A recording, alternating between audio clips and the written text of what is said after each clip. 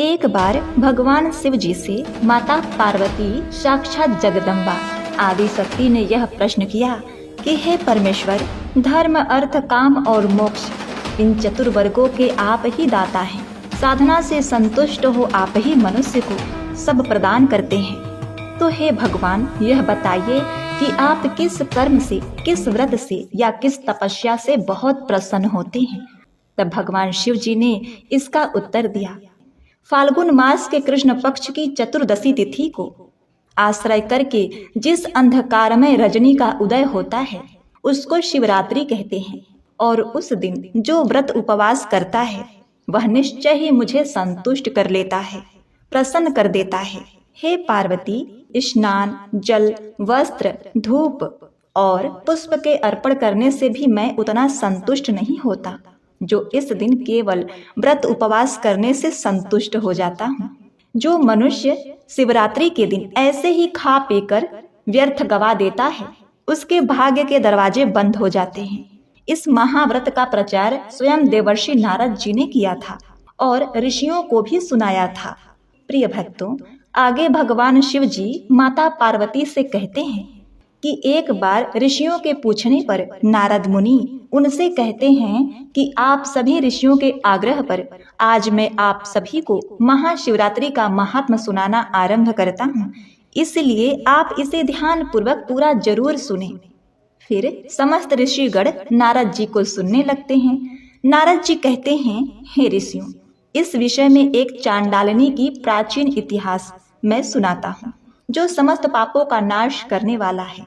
जो भी स्त्री पुरुष इस प्राचीन कथा का श्रवण करते हैं उसे शिवलिंग को 100 वर्षों तक जल अर्पण करने का पुण्य प्राप्त होता है और सदा के लिए वह संसार की मोह माया से विरक्त हो सुख प्राप्त करता है।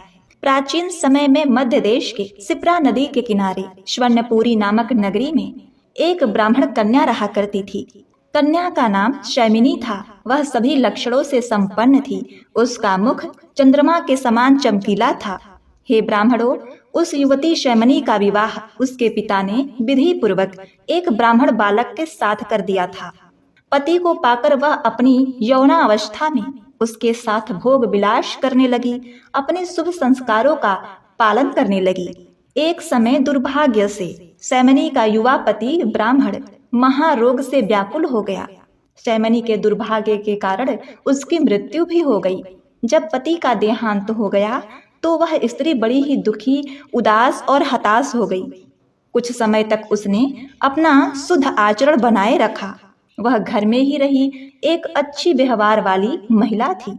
उसके बाद यद्यपि वह विधवा थी फिर भी उसका हृदय वासनाओं से दूषित हो गया, क्योंकि वह अभी भी युवा अवस्था में थी। तब उसने शालीनता की सीमा का उल्लंघन किया। जब उसके कुकर्मों के बारे में उसके परिवार वालों को पता चला तो उसके रिश्तेदार इकट्ठे हुए, उसके बाल पकड़कर उसे दूर ले गए और उसे घर से बाहर निकाल दिया। इस प्रकार वह अपने परिवार से तिरस्कृत हो वन वन भटकने लगी। ऐसे ही एक समय एक प्रमुख शूद्र ने उसे जंगल में घूमते हुए देखा। उसे अपने घर ले गया और उसे अपनी पत्नी बना लिया। वह स्त्री मैथुन में बहुत रुचि लेने लगी।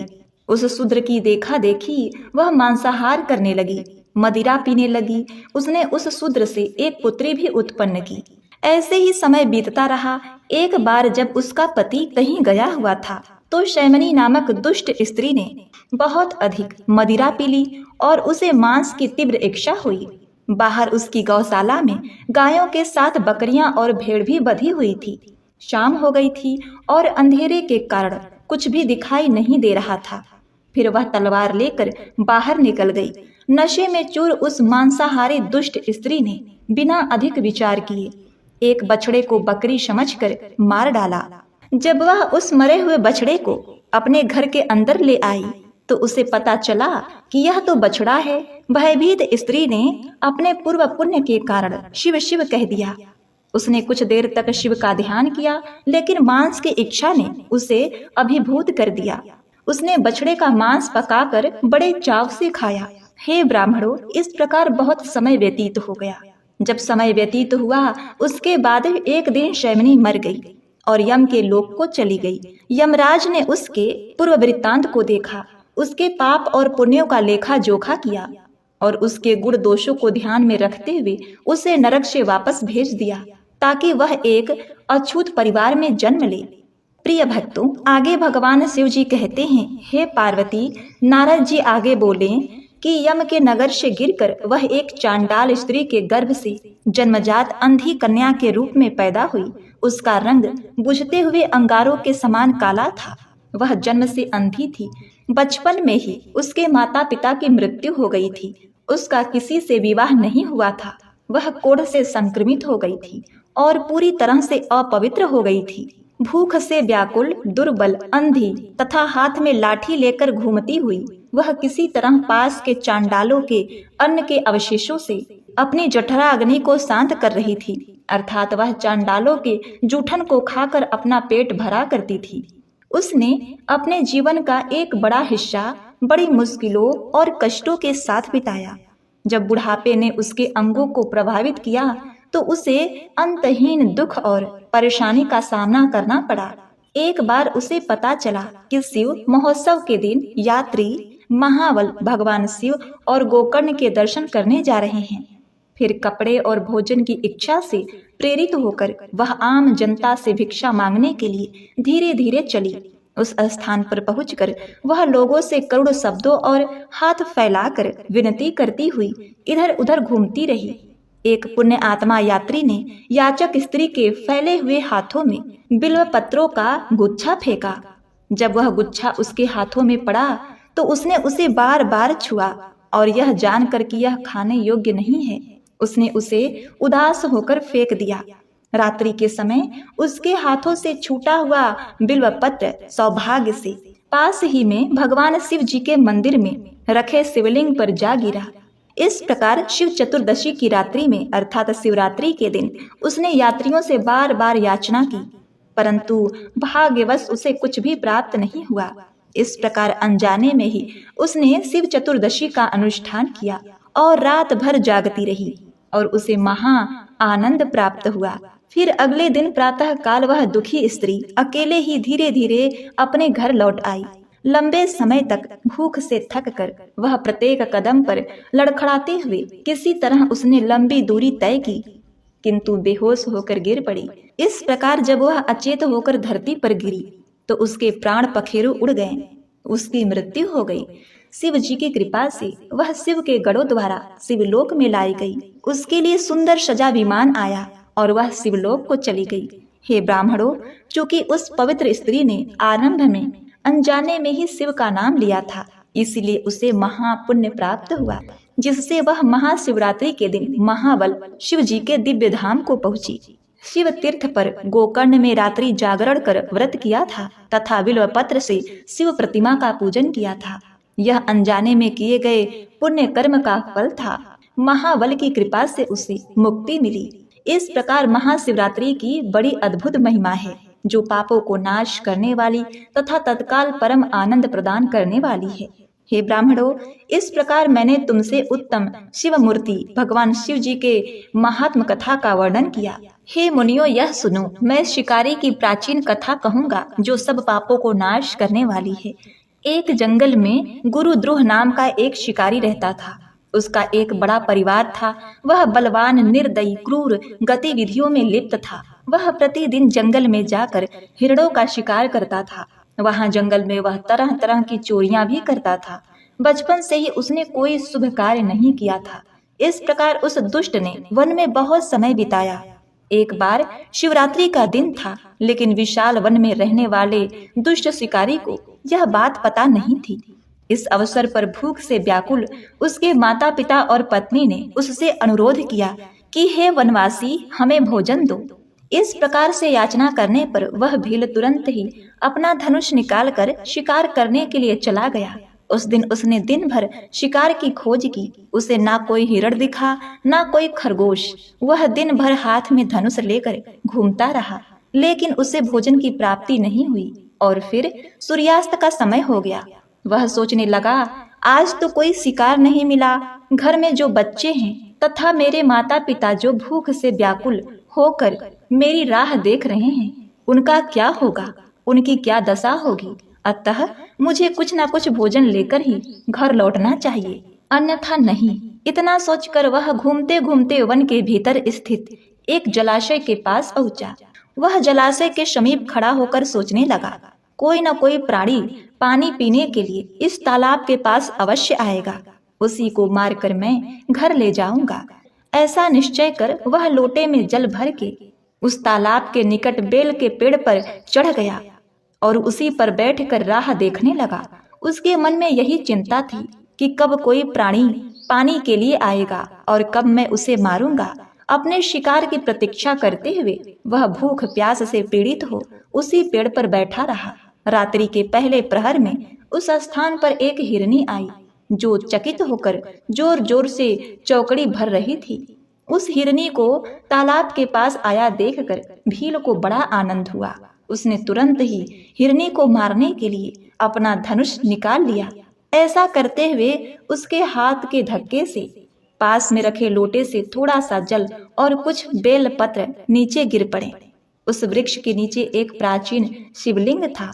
वह बेल पत्र और जल उस शिवलिंग पर गिर पड़े। जल और बिल्व पत्र से शिवलिंग पर गिरने से उस भील की पहले प्रहर की पूजा संपन्न हो गई, जिससे अनजाने में ही उस भील के समस्त पाप तत्काल नष्ट हो गए।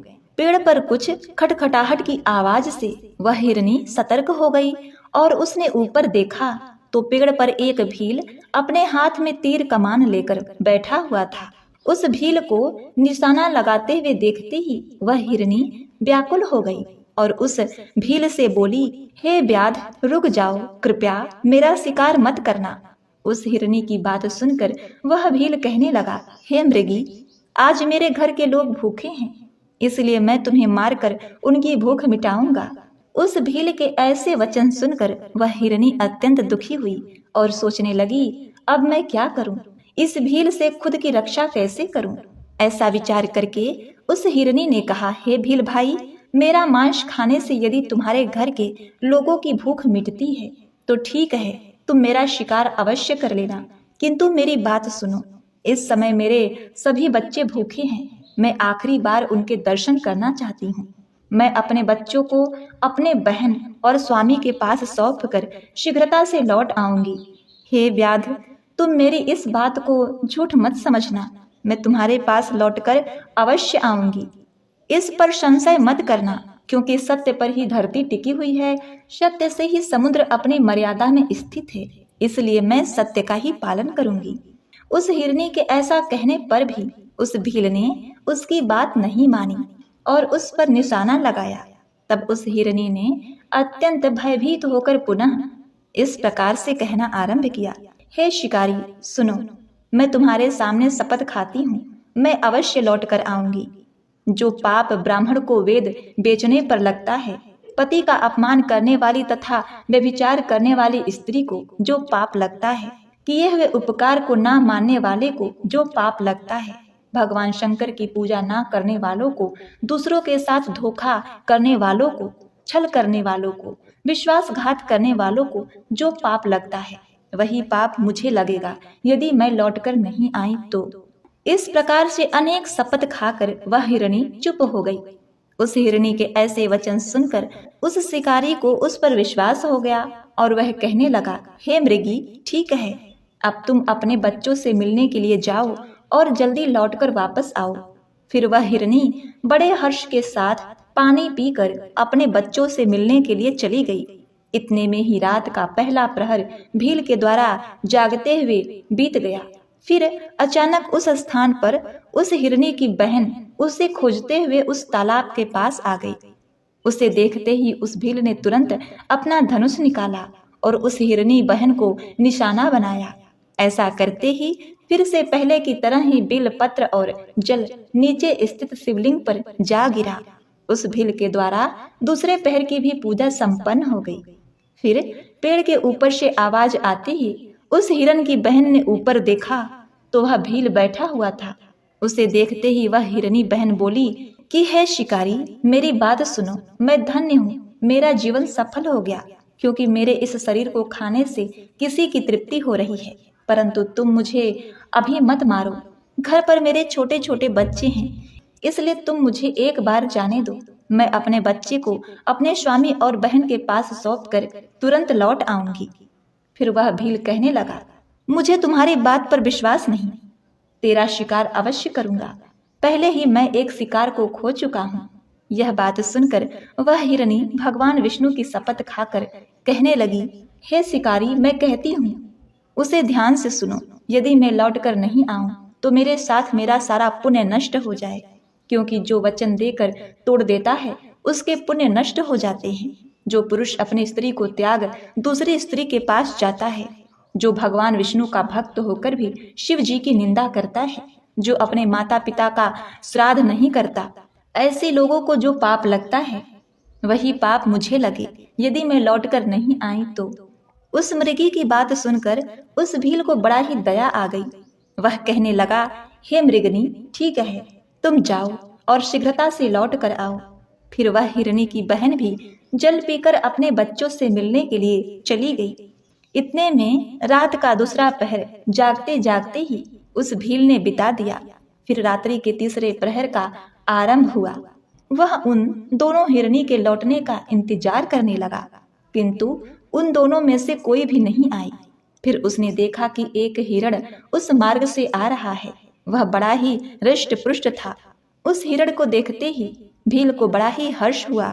उसने धनुष पर तीर चढ़ाया और निशाना लगाया।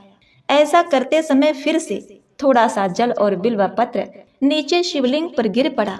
उससे भगवान शिव की तीसरे प्रहर की भी पूजा संपन्न हो गई। पेड़ के ऊपर से पत्तों की आवाज आते ही उस हिरण ने ऊपर की ओर देखा तो वह भील पेड़ पर बैठा हुआ था। उस भील को देखते ही वह हिरण घबरा गया। बोलने लगा, मैं अपने परिवार के लिए भोजन की तलाश कर रहा हूँ, इसलिए अब मैं तुम्हारा शिकार करने जा रहा हूँ। भील की बात सुनकर वह हिरण कहने लगा, हे शिकारी भाई, अगर तुमने यहाँ पर आई हुई मेरे दोनों पत्नियों को मार डाला है तो बिना विलंब किए तुम मेरे भी प्राण ले लो, क्योंकि उनके बगैर मैं जीवित नहीं रह सकता। जिस प्रकार से तुम्हारे लिए तुम्हारा परिवार महत्वपूर्ण है, उसी प्रकार मुझे भी मेरा परिवार अत्यंत प्रिय है। यदि तुमने उन्हें जीवन दान दिया है तो मुझे कुछ समय के लिए जाने दो। मैं अपने पत्नियों से मिलकर लौटकर वापस आऊंगा। उस हिरण की ऐसी बातें सुनकर उस भील को बड़ा विस्मय हुआ। उसके मन में रात भर का सारा घटनाक्रम घूमने लगा। वह हिरण से कहने लगा, हे मृग, तुमसे पहले तुम्हारी दोनों पत्नियां यहाँ पर आई थी। वह भी ऐसे ही झूठे वचन कहकर गई और अभी तक लौट कर नहीं आई। अभी तुम खुद के प्राण संकट में देखकर झूठ बोलकर चले जाओगे, लौट कर नहीं आओगे। फिर मैं किसका शिकार करूंगा? मेरा परिवार तो भूखा ही मर जाएगा। फिर वह हिरण कहने लगा, हे व्याघ्र, मैं जो कुछ भी कहता हूँ उसे ध्यान से सुनो। यह सारा चराचर जगत सत्य से ही टिका हुआ है। जिसके वचन झूठे होते हैं उसका पुण्य उसी क्षण नष्ट हो जाता है। इसलिए हे भील, तुम मेरी प्रार्थना सुनो। शिवरात्रि में भोजन तथा मैथुन करने से जो पाप लगता है, झूठी गवाही देने से जो पाप लगता है, दूसरों का धन हड़पने से जो पाप लगता है, वही पाप मुझे लगे यदि मैं लौट कर नहीं आऊं। उस शिकारी के ऐसे वचन सुनकर वह भील कहने लगा, हे मृग, ठीक है, तुम जाओ, अपनी पत्नियों से मिलकर शीघ्रता से लौट आओ। फिर वह हिरण भी लौटकर अपने घर की तरफ चला गया। अब वह हिरण और उसकी दोनों पत्नियां प्रतिज्ञाबद्ध हो चुकी थीं। वे तीनों अपने घर पर आकर आपस में बात करने लगे। सबसे पहले हिरनी ने कहा, हे स्वामी, आपके बिना हमारे बच्चे जीवित कैसे रह पाएंगे? सबसे पहले मैंने उस भील को वचन दिया है, इसलिए केवल मुझे ही उसके पास जाना चाहिए और आप मेरी बहन और बच्चों के साथ यहीं पर रहें। उसकी बात सुनकर हिरनी की बहन बोली, हे बहन, मैं तुम्हारी सेविका हूँ, इसलिए आज मुझे ही उस भील के पास जाना चाहिए, तुम यहीं पर रहो। उन दोनों की बात सुनकर हिरण बोला, हे प्रिय, तुम दोनों यहीं पर रुक जाओ और बच्चों का पालन पोषण करो। माता के समान बच्चों की रक्षा कोई नहीं कर सकता। बच्चों को माता की दूध की आवश्यकता होती है, इसलिए केवल मुझे ही उस भील के पास जाना चाहिए। अपने पति की बात को दोनों हिरनियों ने स्वीकार नहीं किया और वे दोनों अपने पति से कहने लगी, हे स्वामी, पति के बिना स्त्री का जीवन नष्ट हो जाता है, इसलिए हम भी आपके साथ चलते हैं। फिर वे तीनों ही अपने बच्चों को सांत्वना देते हुए पड़ोसियों को सौंप कर उस शिकारी के पास जाने लगते हैं। उन्हें जाते देखकर उनके बच्चे भी उनके पीछे पीछे जाने लगे। वह भील उसी वृक्ष पर उनकी प्रतीक्षा कर बैठा हुआ था। फिर वे सभी हिरण उस स्थान पर पहुंच गए। उन सभी को अपने पास आता हुआ देखकर वह शिकारी बहुत प्रसन्न हुआ और उसने उन सभी को मारने के लिए अपने धनुष पर बाण चढ़ाया। ऐसा करते हुए पुनः थोड़ा सा जल और बिल्व पत्र शिवलिंग पर गिर पड़े। उससे उस भील के चौथे प्रहर की पूजा भी संपन्न हो गई। चौथे प्रहर की पूजा होते ही उस भील के समस्त पाप भस्म हो गए। अनजाने में ही उसने महाशिवरात्रि का व्रत पूर्ण कर लिया था। वह दिन भर भूखा प्यासा था और रात्रि में चारों प्रहर की पूजा की, जिससे उसको दुर्लभ ज्ञान प्राप्त हुआ। उसका हृदय पाप से मुक्त हो गया। उसके अंदर भगवत शक्ति का वास हो गया। वह सोचने लगा, यह सभी मृग ज्ञानहीन पशु होने पर भी धन्य है, क्योंकि यह सभी अपने शरीर से भी परोपकार में लगे हुए हैं।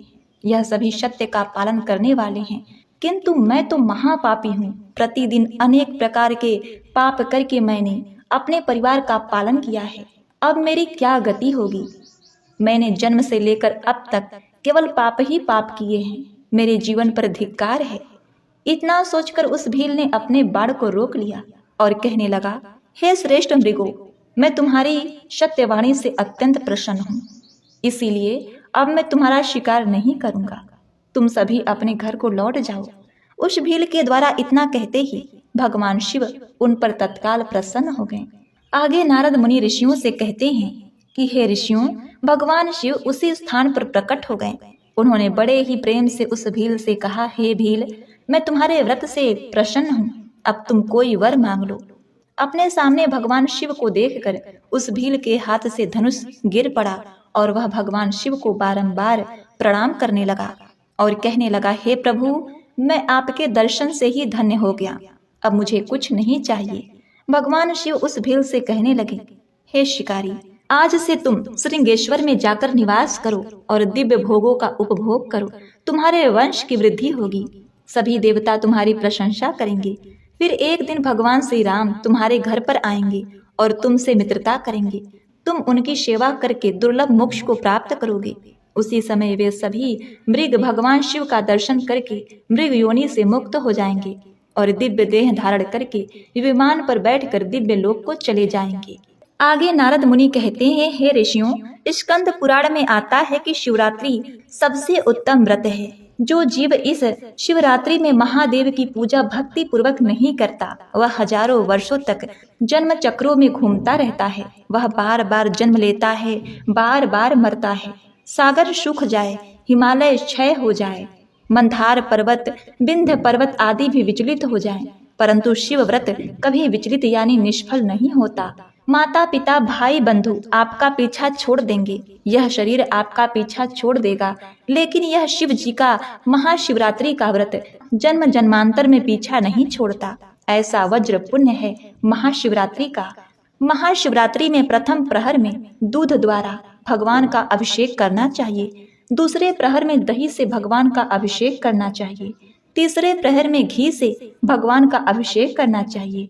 चौथे प्रहर में शहद द्वारा भगवान का अभिषेक करना चाहिए। इस दिन भक्त जो भी व्रत उपवास पुण्य दान पुण्य जप करेंगे, सब वज्र के समान हो जाएगा। उसका कोई नाश नहीं कर सकता। त्रिभुवन में ऐसा कोई समर्थ नहीं जो शिव पूजन के इस पुण्य का नाश कर दे। मनुष्य के पाप में भी वह सामर्थ्य नहीं बचता कि इसके द्वारा शिवरात्रि के दिन किया हुआ व्रत वह पाप आपकी इस पुण्य को दबा दे। ऐसा अद्भुत पुण्य की प्राप्ति होती है।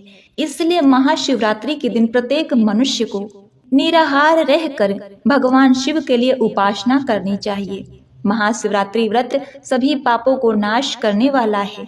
इस व्रत के अधिकारी चांडाल तक सभी मनुष्य प्राणी है, चाहे नर हो, नारी हो, भूत हो, चाहे प्रेत हो, चाहे चांडाल हो, चाहे पिशाच हो, कोई भी इस व्रत को कर सकता है और अपना कल्याण कर सकता है। शिव जी ने सबसे पहले माता पार्वती को महाशिवरात्रि के बारे में बताया कि चाहे सूर्य देव का उपासक हो, चाहे विष्णु जी का उपासक हो या अन्य किसी देवता का उपासक हो, जो शिवरात्रि का व्रत नहीं करता उसको फल की प्राप्ति नहीं होती। शिवरात्रि का व्रत सभी के लिए अनिवार्य माना गया है, क्योंकि यह कल्याण करने वाली रात्रि है, यह महाशिवरात्रि है। तो प्रिय भक्तगणों, आगे भगवान भोलेनाथ माता पार्वती से कहते हैं, हे देवी उमा, महाशिवरात्रि का व्रत प्रत्येक मनुष्य को करना चाहिए। महाशिवरात्रि का व्रत भूत पिचास बैताल नर नारी मनुष्य पशु पक्षियों सबके लिए मान्य है। इसमें कोई भेदभाव नहीं, चाहे वह चांडाल क्यों न हो। उसके द्वारा चढ़ाया गया बेलपत्र मैं सहर्ष स्वीकार करता हूँ। मुझे किसी भी प्राणियों में कोई भेदभाव नहीं, प्रत्येक मनुष्य मेरे लिए एक समान है। इसीलिए प्रत्येक मनुष्य को महाशिवरात्रि का व्रत निश्चित ही करना चाहिए। इससे उसका जीवन धन्य धान से परिपूर्ण हो जाता है और अंत में भोग और मोक्ष प्राप्त होता है। महाशिवरात्रि के दिन निसंकोच प्रत्येक प्राणी को बिल्व पत्र को शिवलिंग पर अर्पित करना चाहिए। इसमें किसी प्रकार का कोई भेदभाव नहीं है। भगवान शिव द्वारा इस प्रकार के वचन सुनकर माता पार्वती अत्यंत ही गदगद हुई। उन्होंने यह महात्मा अपने सखी जया और विजया को सुनाई और जया और विजया ने बाकी सभी प्राणियों को बताया तथा देवर्षि नारद ने इस महाशिवरात्रि के महात्म को लोक तक पहुंचाया, इसका प्रचार प्रसार किया। इसीलिए प्रत्येक मनुष्य को महाशिवरात्रि का व्रत पूर्ण निष्ठा के साथ करनी चाहिए और व्रत कथा को श्रवण करके पुण्य अर्जित करना चाहिए। तो प्रिय भक्तगणों, यह थी महाशिवरात्रि शिव पार्वती संवाद कथा। इस कथा को पूरा सुनने के लिए आप सभी का बहुत बहुत धन्यवाद।